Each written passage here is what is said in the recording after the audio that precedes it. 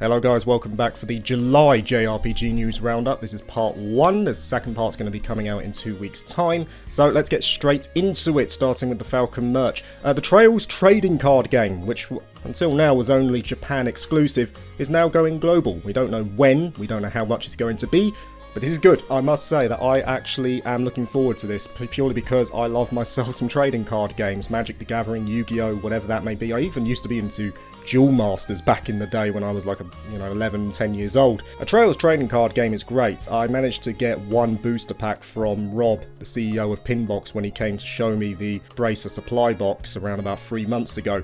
And, I just want more. I think I will be getting a booster box of this when it comes out. And they sold out really quickly in Japan, apparently, which was interesting. I tried to find them in Japan, I couldn't find any. But yeah, I think I'll be nabbing one of these for myself, if not only for the artwork, and maybe you get a good pull here and there as well. Now, talking about Pinbox, they're partnering up with Dragonwell Publishing, who are selling the Ys 8 novelization, Lacrimosa of Dana by Anna Kashina. Basically, you can order a book from their website, and if you do, you get a complimentary pin that goes with it as well, a free Ys pin that goes with it. Good combination, good book, good pin. Match made in heaven, can't really go wrong with that. And lastly, there is a new scale figure on the way from Kotobukiya. This one is a 1/7 scale of Agnes. We don't know how much it's going to be, we don't know when it's going to release, but that's the next one following the Shizuna scale figure, which is currently up for pre-order if you want to get it for yourself. Now, on the developer side of the Falcom news, it's not coming from Falcom themselves, but there is going to be a fan translation done for the Taito remake of Ys 5, which is the PS2 version which released in 2006. This is going to be done by a guy called Kai-san, who has worked on stuff like Digital Devil Monogatari, Megami Tensei, so this guy does have experience with doing fan translations as well. And the original Ys 5 was actually fan translated as well back in 2013 by Aeon Genesis, but the PS2 one never actually got that treatment. Well, both of them officially have never come west, but we at least had the fan translation for the Super Famicom version, which I did play around about 4 years ago, well 3-4 years ago, however long that was. My real concern with this fan translation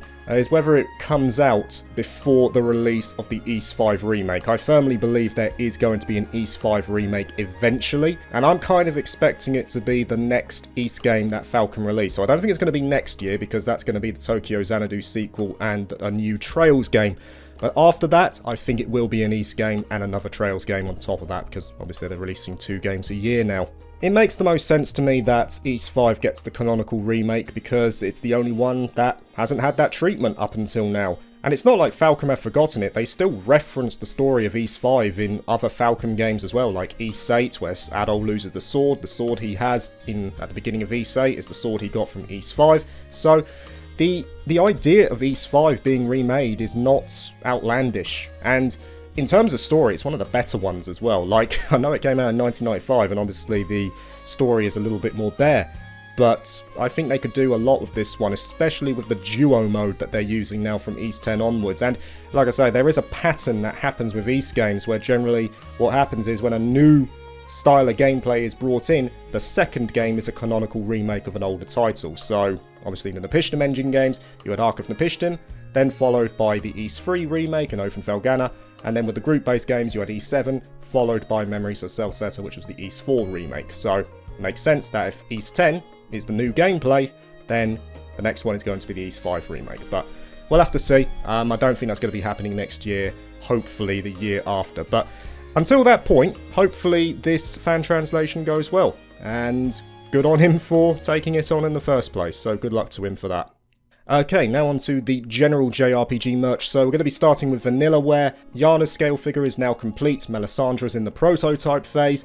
At the moment, no price, no pre-order window, but there they are. Those are the 2 next ones from Unicorn Overlord. Studio Wild Rose next. They have released Volume 2 of the Pennyblood Inheritors story. The first one came out back in December 2024. It provides backstory for the game, and obviously Pennyblood at the moment is still struggling to find that publisher. I hope they do manage to find it, because at the moment it looks like they're just trying to keep it afloat. It's just something extra, and hopefully it will lead to a happy conclusion with the game's eventual release, whenever that may be. Now, Gung Ho, they put up a pre-order for Alfina's Treasure Box, for $70. It's releasing in September, October this year. It's one of those collector's editions which looks great, but it doesn't include the game. It's very similar to what Sandfall Interactive did with Clair Obscur, where they re-released the Monolith set, which had all the goodies from the limited edition, but no game. So this is basically the same thing, $70 for the Lunar Remastered Collection. I don't know if people are still struggling to find physical versions of the game. In Europe, that's not really a problem, thankfully. In America, it might be a little bit different. It's a great game, man. It still holds up. The original one on the Sega CD, that released before I was born. And obviously, the remastered Silver Star story, they didn't really do much with it outside of quality of life and upscaling graphics, but they didn't need to do much. It's still great.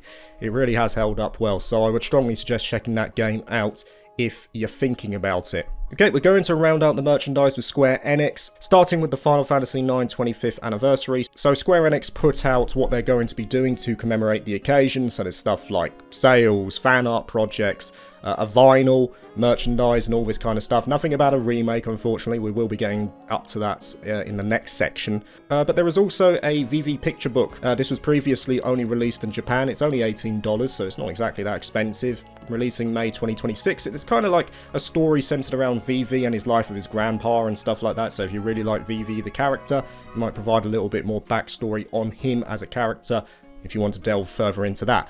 And we're not done with VV, because there was also a Formism figure of VV put up for pre-order for 6,000 yen, 31st of October 2025. That's on Hobby Genki. So again, that link's going to be in description if you want to check it out for yourself. Cool. You know, 6,000 yen ain't too bad either. So there it is.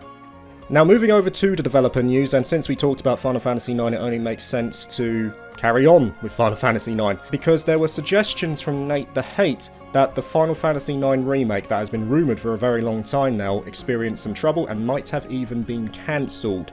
Now, the thing is with the Final Fantasy IX remake, some people will say, well, it was never even announced in the first place, it was just rumours, but the point is, it was very substantiated rumours, the most important one mainly being the Nvidia leak. And if you look at the leak for Square Enix, you'll see that the only one that hasn't come out from their list, well, ones that we care about, at least as JRPG fans, is the Final Fantasy IX remake. The rest of them all came out. Tactics Ogre Reborn, Final Fantasy VII Remake, Final Fantasy XVI on PC. The fact that this one hasn't come out yet, I think it might be a Persona 4 revival situation where they simply are not ready to show it, and you know, if they don't feel they're ready, then whatever, they'll show it when they are. Or it could have been something related to the restructuring of the company, and we know that this is something that Square have been advertising or stating over the past few months, where they've gone for this quality over quantity approach, which makes a lot of sense, to be honest. But it also led to a lot of projects being cancelled, and it also led to them letting go of quite a few of their notable IPs. You had studios like Eido Montreal and all this kind of stuff, Deus Ex, Tomb Raider, they let them all go. And in terms of the European branches, that has affected Square Enix over here, because they have reported even worsening financial losses compared to the previous year. That's operating and net. And again, that might be down to the restructuring and the cancellation of projects. So for instance, the operating loss of the company, at least the European branch, has gone up to 87 million. That's up from 50 million in the previous year. So we're going to have to see how that materializes. What we do know is that the Japanese branch is doing quite well with the likes of Dragon Quest III Remake and all this kind of stuff. They've had a few hits recently, Square Enix, so that is the situation over there. Okay, to Bandai Namco now, and we have to start with the Bandai Showcase, because a lot of people were expecting potentially the Tales of remaster. This was rumoured about a month ago, and nothing was shown, so firmly expecting it now to be at the Nintendo Direct in summer, as I expect there to be for Digimon Story Time Stranger as well, which now has an EAN code for Switch 2. So it's already coming to PS5, Series and PC.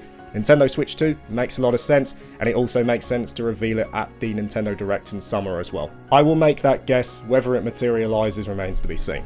Okay, to Acquire now, because they are going to be releasing a physical version of Cards RPG The Misty Battlefield in full for the West. Now, it's a digital-only release up until now. It came out last year. I did play it. I was actually looking forward to it a little bit, but I was disappointed in the end. It was average, you know, as far as deck builders go, it was average. It just didn't have the mechanics or the deep layers of mechanics that I wanted in the game. It was a bit simple. Compare it to something like Card and Seal that I played near the end of the year, it's like night and day. Card and Seal was brilliant compared to this. If you did like it, if you did play it and liked it, then there you go, you're getting a physical version, but I won't be buying this simply because it didn't really capture the imagination. Okay, to Nintendo now, and I'm going to say Nintendo because the two studios obviously under the Nintendo umbrella. That's Monolith Soft first of all, because they are now hiring like crazy for this new RPG that they're putting on the Switch 2. We know that they were making a new RPG from around about 3 months back. Now it looks like they're into the full swing of that development cycle, trying to bring new people in across the spectrum. And yeah, great. I mean, it's going to be huge, whatever they come up with. As is the game from Intelligent Systems, whatever that is. So Intelligent Systems have worked on, obviously, Paper Mario, WarioWare, but most notably for us, Fire Emblem. I guess say Paper Mario as well, to be honest. They are hiring for a popular game at the moment. Popular game could be any one of those three. They're all popular franchises.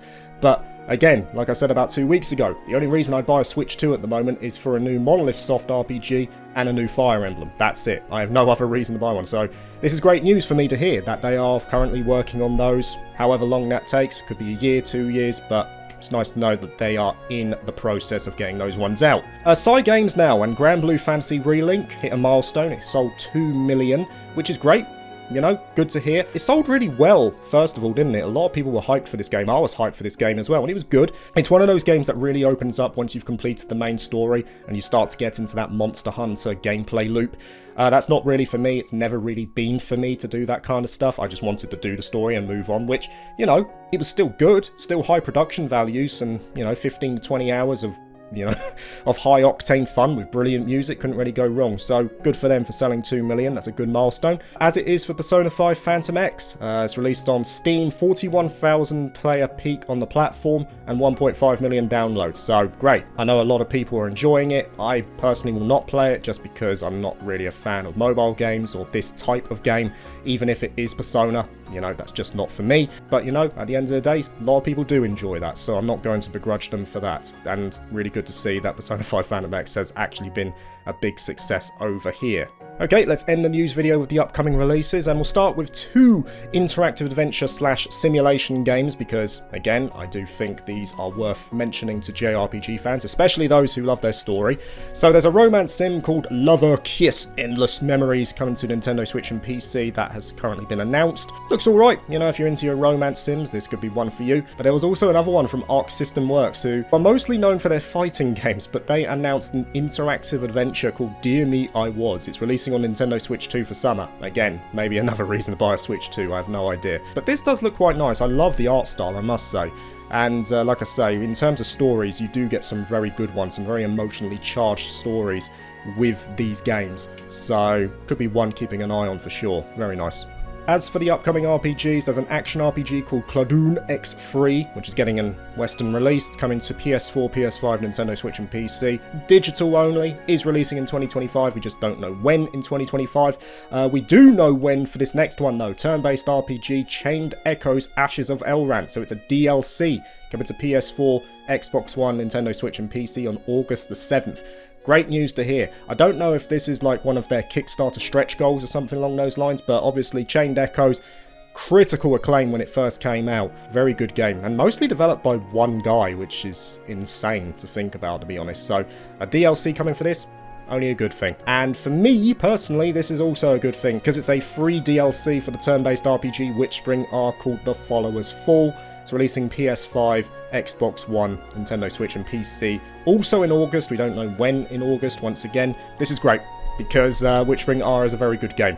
Underrated, very underrated. I sing the praises of this game whenever I can, because it really is a fantastic game. So, you know, this is just something extra, and I probably will go back to this for the DLC alone, especially if it's free, because Witchspring R is only a good time, man. A good time. That is it for part 1 of the July news, guys. So I'll see you in about 2 weeks' time for part 2, and take it easy. Don't roast, because I am at the moment. It's too bloody hot. Thank you for watching this video. If you liked it, please like and subscribe for more JRPG content, and consider joining my Patreon if you're interested. Peace.